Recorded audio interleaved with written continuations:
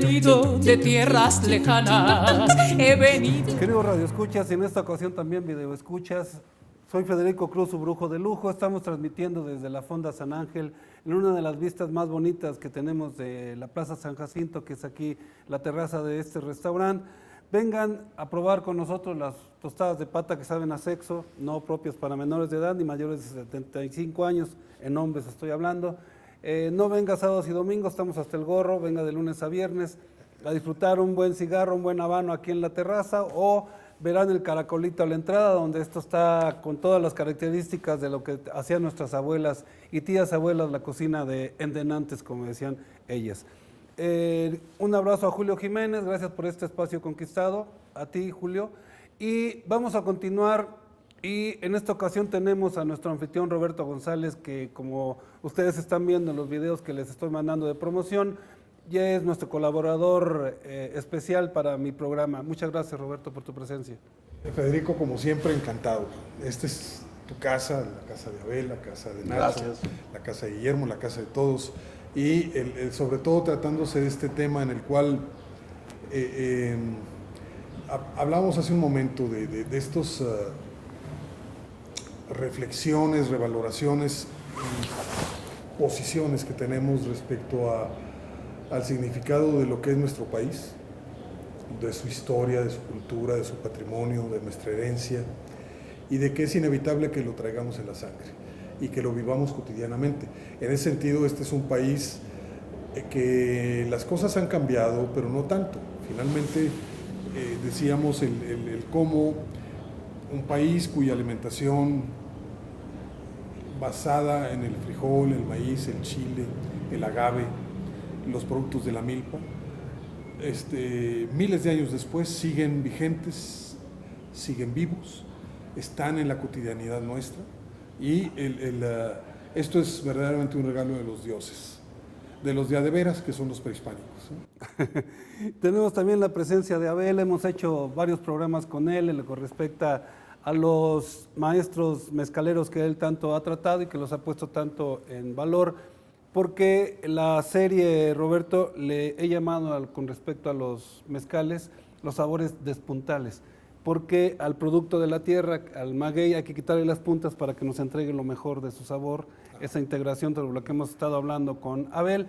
Abel, ¿qué nos dices acerca de los programas y que ya ahora tenemos a Roberto? ¿Cómo te integraste con él? Pues creo que me lo presentó Marco Rascón, y a partir de ahí... ¡Qué amistades! Sí, ¿verdad? Así son todos mis amigos. Entonces, a partir de ahí nos hicimos amigos. Me ha invitado a degustaciones aquí en Fonda San Ángel. Pues, con la ayuda de él estuve participando en Dardo,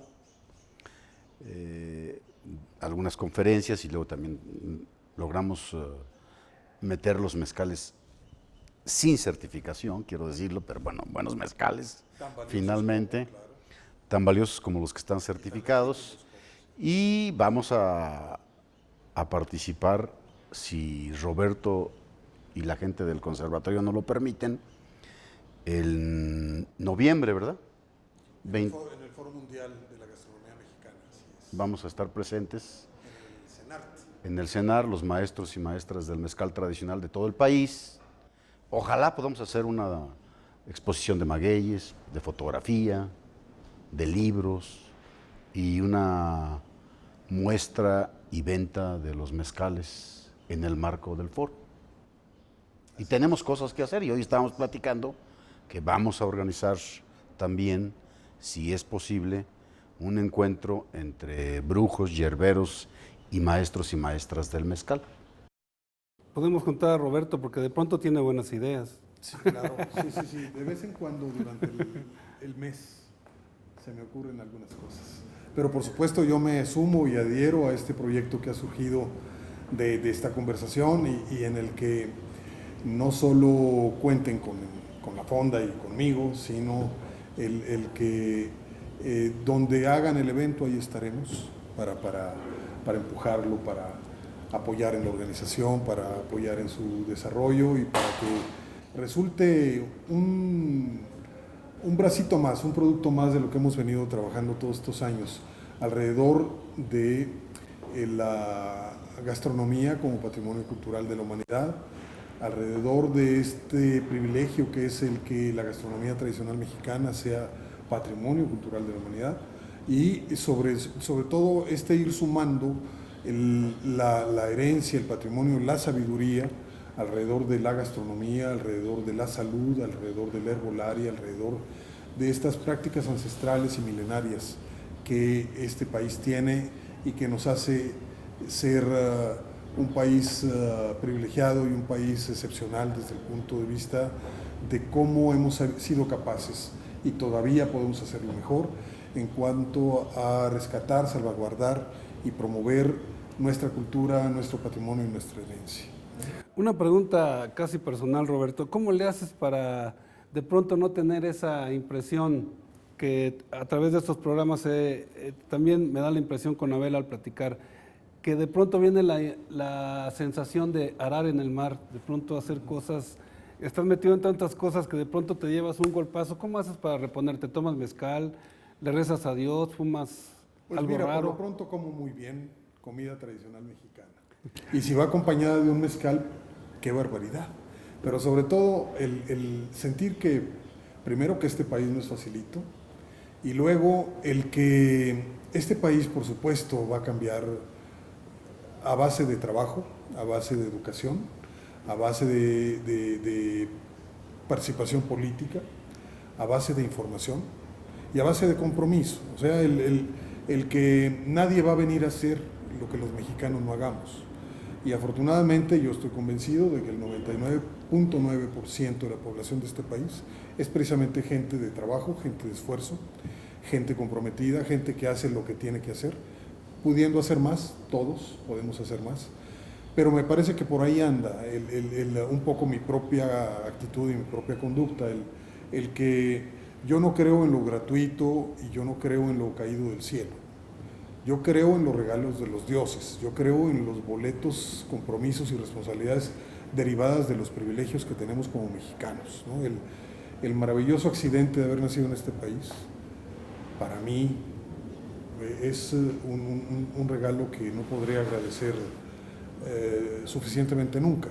Y que entonces, siendo esta condición de chilango regiomontano de Morelos, que me encanta, en esta conciencia de ser mexicano, en esta conciencia nacionalista, a lo mejor rebasada y pasada de moda y obsoleta para algunos, pero que más allá de ser seres universales, y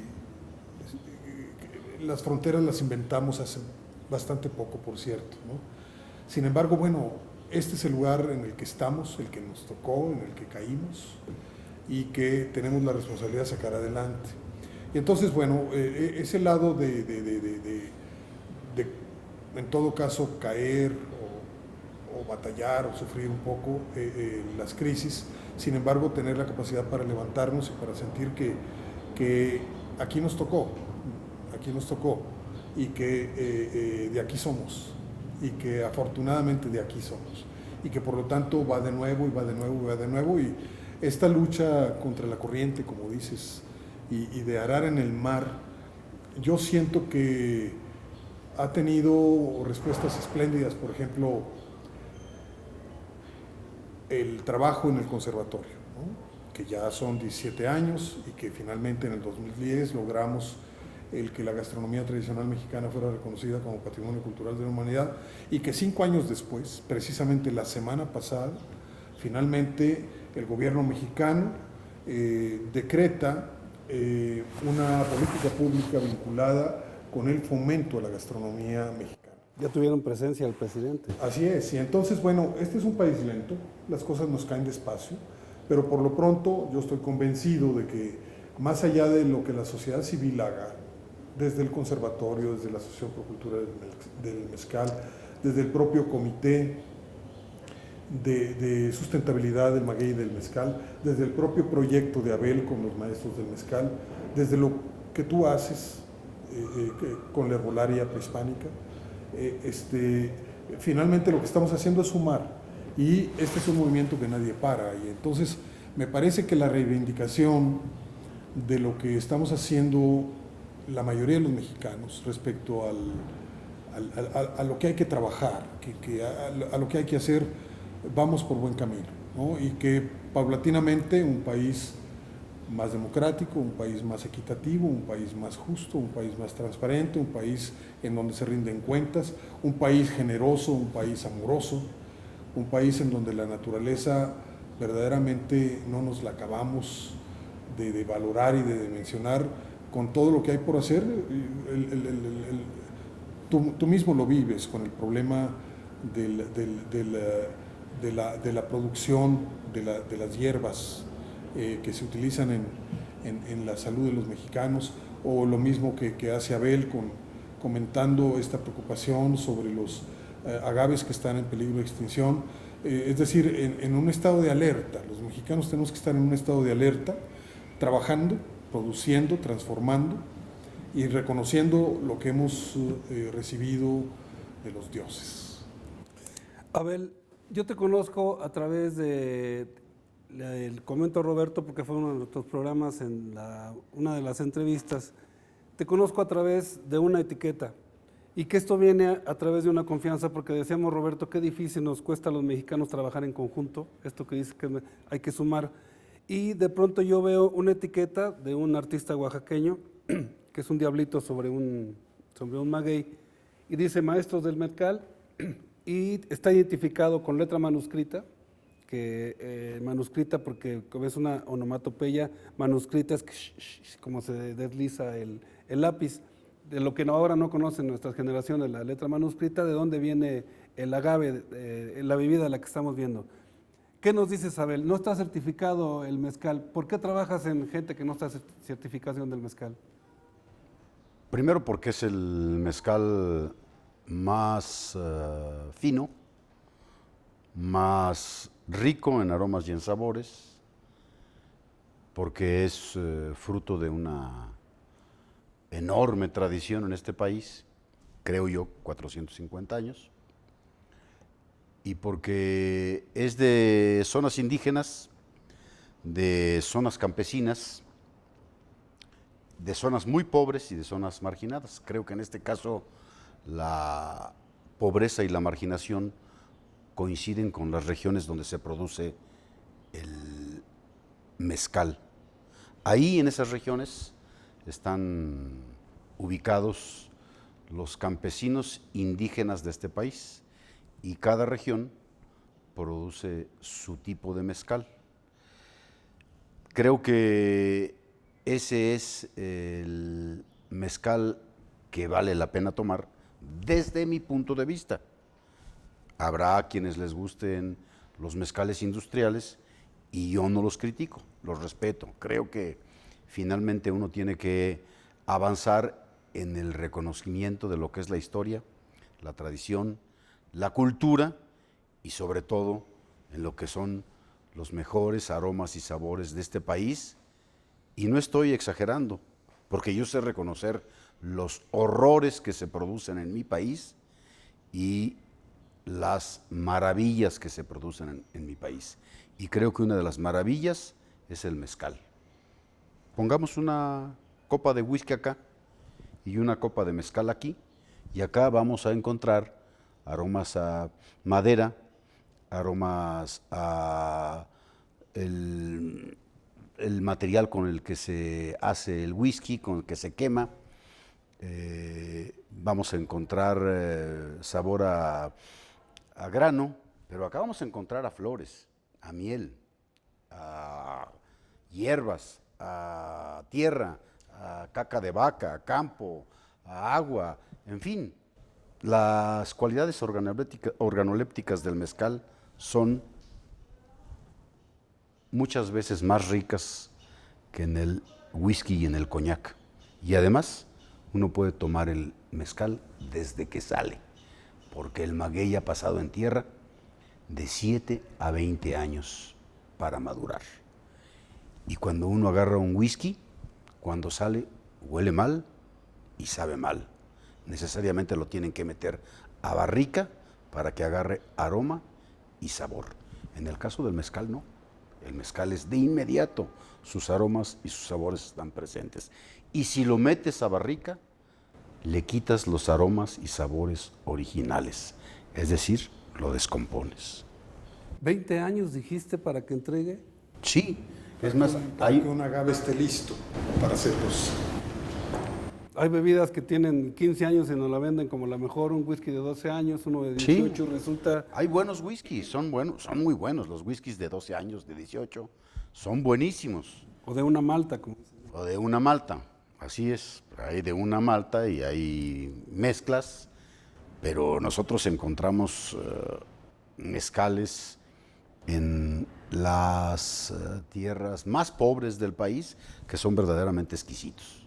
Sotoles maravillosos y están hechos en un pueblo muy pequeño y en una fabriquita que casi se descompone o se cae cuando uno entra.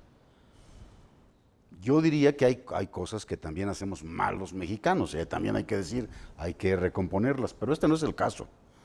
Igual que el mole. Bueno, pues el mole es un platillo exquisito, o el mole de caderas, o igual que el amarillito de Oaxaca, o que el cabrito, en fin. Creo que en la expresión culinaria y gastronómica los mexicanos tenemos un filón que explotar todavía de varios kilómetros.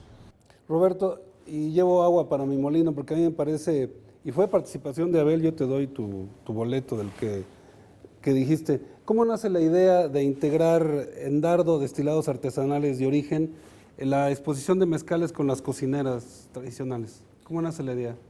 Pues precisamente hace un poco más de 2 años, casi 3, platicando Juan Jesús Lozoya, que es presidente, directivo de este Comité para la Sustentabilidad del Maguey y del Mezcal, un gran promotor cultural, un empresario muy comprometido con el tema del mezcal.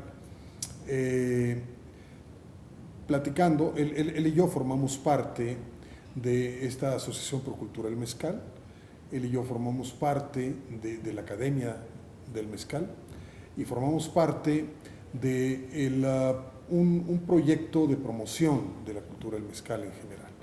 Entonces, él junto con César González Hermosillo, crean este festival Dardo de destilados artesanales de origen, en donde desde hace 3 años en el Campo Marte se da la presencia de más de 100 productores de mezcal.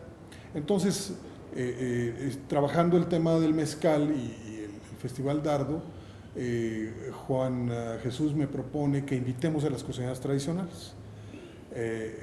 Entonces, durante el segundo festival, convocamos a las cocineras tradicionales de 8 estados de la República, porque por las dimensiones del Campo Marte no era posible poner un mayor número de espacios con las cocineras tradicionales, y aquello se convirtió en una experiencia extraordinaria, ¿no? En una experiencia sumamente enriquecedora, porque por supuesto la comida y la bebida, los alimentos y la bebida en este país siempre han ido juntos. Una cocina ancestral, milenaria y popular, una bebida ancestral, milenaria, y ese es un asunto entre Abel y yo que tenemos que seguir dialogando. Hay un encuentro sumamente enriquecedor. Y a partir de ahí dijimos, pues el año próximo y el que sigue y el que sigue, y siempre, por supuesto, el alimento con la bebida con el alimento, siempre, ¿no? ¿Para qué? Para que sea una experiencia espiritual y fisiológica enriquecedora, equilibrada, compartida, complementaria, ¿no? Y que estos estereotipos de la borrachera y estos estereotipos de la descompostura, ¿no? de no darse una convivencia respetuosa, civilizada y correcta. Por supuesto que no hay tal cuando se dan estos dos elementos, ¿no? O sea, el mezcal es para platicar, para convivir, para compartir, para socializar, para relajarse, la comida es para lo mismo, ¿no? Para alimentarse, para enriquecerse espiritual y fisiológicamente, y socialmente ni se diga, ¿no? Es decir, el taquito con el traguito, con la platicada, con el estar juntos, con el compartir la visión del mundo y de la vida, ¿no? Me parecen una experiencia extraordinaria y excepcional en el caso de la cultura de México. En una de las partes de lo que hemos estado platicando con Abel, también surgió el ferrocarril y le decía yo que la siguiente serie que estamos produciendo es, estuvimos en San Luis para ver lo que hicieron el museo de la que fue la terminal de San Luis. Valentín Campos estuvo mucho tiempo allá, Demetrio Vallejo también. Y sin embargo se hace en Puebla el museo principal de lo que es ferrocarriles, una de las graves contradicciones que hay cuando debió hacer San Luis, pero no importa, trabajamos con lo que podemos, con lo que tenemos. Otra cosa, Abel, en cuanto tuviste esta idea que me parece extraordinaria, que vamos a ir sumando, como dice Roberto, como integraron a las cocineras, que estar ahí, probar lo que ellas hacen es una maravilla, el tomar el mezcal, hacer la degustación, y eso que tú puedes hacer, por ejemplo, llevar a los hijos o hijas, ¿no? Los magueyes, ¿qué son, hombres o mujeres? ¿Cómo sería? Pues hay de los dos. Hay también intermedios. Entonces, está Sí. bien que podamos, qué maravilla que puedan la gente conocer que hay diferentes maneras de ver la punta y diferentes maneras. Yo fui educado en San Luis, la tuna, nuestro principal producto, era que de la punta del maguey, de ahí era para enzarzar la tuna, ahora es con Sí. palillos, que no tiene sentido, pero la púa era para eso y también para tocar, para la música. Les agradezco mucho su tiempo, solamente quiero decirles a nuestros videoescuchas y radioescuchas que uno va encontrando a través de este país, como decía Roberto, y como nos ha puesto en la mesa Abel en su plática, el conocer este país y que uno le va encontrando sabor, a pesar de que he sido educado yo casi 40 años en lo que es la educación para la salud y lo que me dieron las hierbas y la gente que conoce de hierbas de mi estado. No les puedo decir más porque, como decía José Agustín Goitisolo, estoy en el camino, en palabras para Julia. No puedo decirles más porque estoy en eso.